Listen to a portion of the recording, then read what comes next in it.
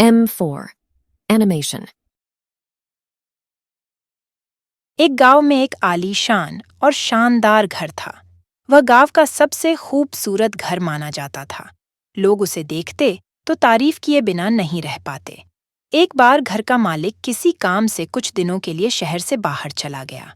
कुछ दिनों बाद जब वह वापस लौटा तो देखा कि उसके मकान से धुआं उठ रहा है। करीब जाने पर उसे घर से आग की लपटें उठती हुई दिखाई गया। उसका खूबसूरत घर जल रहा था। वहां तमाशबीनों की भीड़ जमा थी जो उस घर के जलने का तमाशा देख रही थी। अपने खूबसूरत घर को अपनी ही आंखों के सामने जलता हुए देख वह व्यक्ति चिंता में पड़ गया। उसे समझ नहीं आ रहा था कि अब क्या करे, कैसे अपने घर को जलने से बचाए। वह लोगों से मदद की गुहार लगाने लगा कि वे किसी भी तरह उसके घर को जलने से बचा लें। उसी समय उसका बेटा वहां आया और बोला, पिताजी, घबराइए मत, सब ठीक हो जाएगा। इस बात पर कुछ नाराज होता हुआ पिता बोला, कैसे न घबराऊं, मेरा इतना खूबसूरत घर जल रहा है। बेटे ने उत्तर दिया, पिताजी, माफ कीजिएगा, एक बात मैं आपको अब तक बता नहीं पाया था। कुछ दिनों पहले मुझे इस घर के लिए एक बहुत अच्छा खरीदार मिला था। उसने मेरे सामने मकान की कीमत की 3 गुनी रकम का प्रस्ताव रखा। सौदा इतना अच्छा था कि मैं इनकार नहीं कर पाया और मैंने आपको बिना बताए सौदा तय कर लिया। ये सुनकर पिता की जान में जान आई।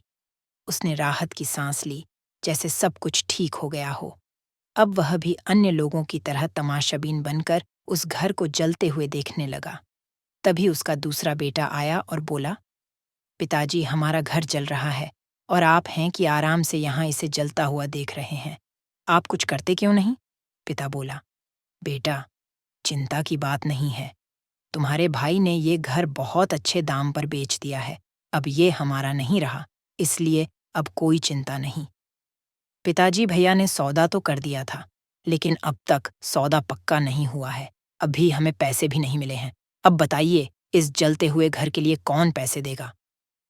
यह सुनकर पिता फिर से चिंतित हो गया और सोचने लगा कि कैसे आग की लपटों पर काबू पाया जाए। वह फिर से लोगों से मदद की गुहार लगाने लगा। तभी उसका तीसरा बेटा आया और बोला, पिताजी, घबराने की सच में कोई बात नहीं है। मैं अभी उस आदमी से मिलकर आ रहा हूँ जिससे बड़े भाई ने मकान का सौदा किया था। उसने कहा है कि मैं अपनी जुबान का पक्का हूँ। मेरे आदर्श कहते हैं कि चाहे जो भी हो जाए, अपनी जुबान पर कायम रहना चाहिए। इसलिए अब जो हो जाए, जबान दी है तो घर जरूर लूंगा और उसके पैसे भी दूंगा। पिता फिर से चिंता मुक्त हो गया और घर को जलते हुए देखने लगा।